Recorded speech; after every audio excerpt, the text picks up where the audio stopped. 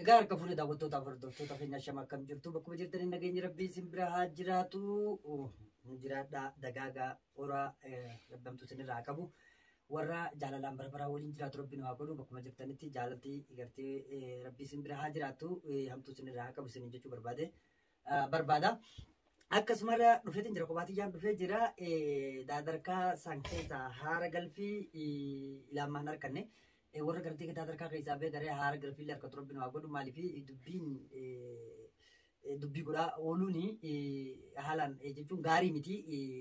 dubbiitu turabbiin irraa haa godhu silaa haala dubbii teenya sadarkaa irra geenye gaa hundi keenya waliin quba qabnaa dubbii guddoon nuwaafi dubbiin guddoon hafte takillee tanallee matti seennee jirra tanallee rabbiin irraa xumuru isinis du'aadhaan bakka jirtanii nu bira jiraadha isiniin jechaa ifaajjaa jiru kana keessatti nu qaamaan keessaa jiraannu malee yaadaanis warri ifaajjaa jirtan halaalarraa baay'eedha hedduun waliin dadhabaa jirtanii isinillee gartee jasaa keessa rabbiin isinii haa galchu jechuun rabbiin jechuudha galata gaanamaa namni waa galchee hin fixu jazakumullaan khayran isinii jenna maaliif galata jechuun rabbiin galata keessan isinii haa galchu jechuu barbaadeeti nus galatooma gama kiyyaan akka numaafitti galatooma isinii jechuun barbaada. Maaliif waa hedduu waliin taane waliin dadhabne eeybaanis akkasumas gartee walii akeekuu fi gartee haala silaa irra deemnu kana hundaa'uu gartee halaalli gaammaan tana yeroo teknolojiitiin nama daangessu halaalarraas walii akeekuun ni jiraata. Kanaaf nutis akkasii halaalli nama daangessu waan ta'eef yaadotuma keessan irra dhaabbannee nulleen hanga kana du'aa teessaniin tattaafannee jirra taaftillee nama dubbii tanaas rabbi nurraa fitu. Egaa dhaloonni keenyas kan walii galchines hamtuun takkallee hin jirtu gammachuun jaalalaan waliin jiraachaa jiranii kun gammachuu teenya gammachuu hunda keenyaati. Dhaloonni wanni gama hundaadhaaf rakkachaa jiruu fi egaa akkuma dhalootattuu wal qabatanii jaalalaan gartee gaarii hojjechaa waliin jiraachuu fedha gartee dhaloota keenya hundaati. Kana dhaloota keenya irraa harkuu feena waan ta'eef bakka jiru namuu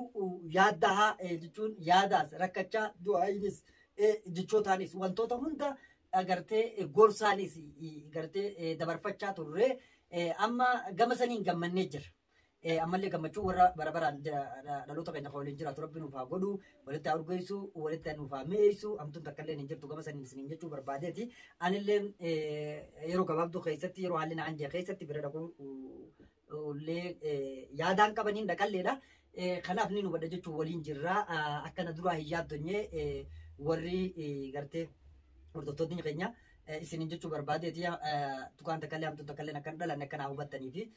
du'aa'umaan nu bira akka jiraataniin isin ibsuu barbaadaa jechuu itti aansuudhaan dubbiin taaftee kennaa jenne dubbii kennaa tuni dubbii anaas dhibdee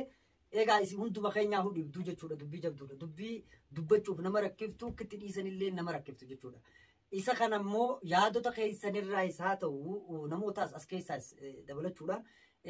kophaa haasonyuun banee kophaa haasa'ee fixuu dandeenyu osoo hin taane namoota waliin kaba xumuratti fixuudhaaf socho'uu qabnaa jechuudha. Yeroo kana jennu beeki waan takka kan nama dhibu keessaa dubbiin qoftiin nama dhibdu namninis nama dhiba. Namni dubbiin irratti taate kunis si dhibaa jechuudha. Dubbiin qoftiin si dhibdu. Yoo dubbiin qoftiin si dhibde silaa rakkoo hin qabu namatti dabalatee fixa. Namtichi yoo si dhibe immoo dubbiin daranuu si dhibdi waan ta'eef dubbii caalaa namtichaatu nama dhiba. Namtichinis maaliif hubannoo dhabaas yoo ta'e wallaalummaa isaa haala akka tokko keessa jira. Kana gaammaan tan asirratti kaasee dubbachuuf jalleedhaaf yanilleen gaa dadhabumaa fi obsa dhabuu yoo jiraate gartee anillee obsa naa kennitu haa godhaadha. Maaliif wajjin haasonyee jira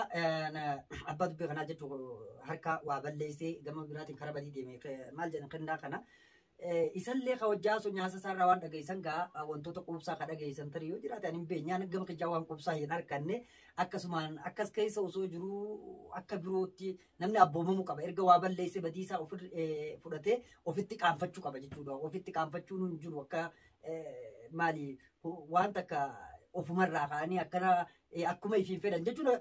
Gaafa qabamte akka ifiin feetu hin taatu akka heerri fedhuu fi dubbiin akka itti dhumtu qabdi kanarraa isallee warra kana beeku rabbiin waa godhu dhalateenya qabneetu gorfataa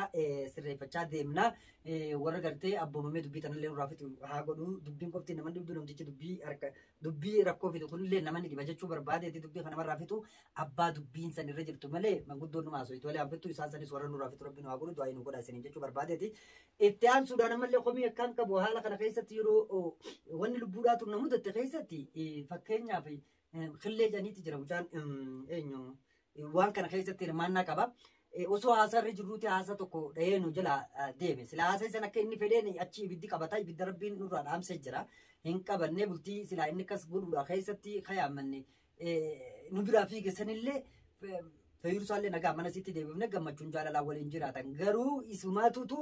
waan balleesse sanii boruuf itti gaabbuu deema malee nuu miti jechuu barbaadeeti isa saniis yoo namni jiraate ani fuulduraaf isallee gaafachuu waan dhiisu jechuu barbaadeeti wanni hin dhiifneef yoo har'a akkana wal dhiifne boruus badii babal'isaa deemna waan ta'eef jechuudha. Kanaafuu warroonni waliin ifaajanii dadhabdan hundi keessanuu bakkuma jirtanitti nu galatoomaa umurii dheertuu isin haa kennu warra barabaraan jaalalaa waliin jiraatu nullee rabbiin nu haa godhu har'a xiqqoo gaa yaadumaan qaqqabu keessoo hojjetti tarii guututti ibsachuu hin dadhabillee hanga tokko ibsachuufiin asirratti as ba'ee jira hanga kana gaa mataan irraa tuttuqee keessoo isatti waan guddoo ka jirtu immoo fuula duraan bal'inaan walii ibsaa waliin jirra akkanumaa miidiyaatti har'a kophaati jedhu feetiin isinii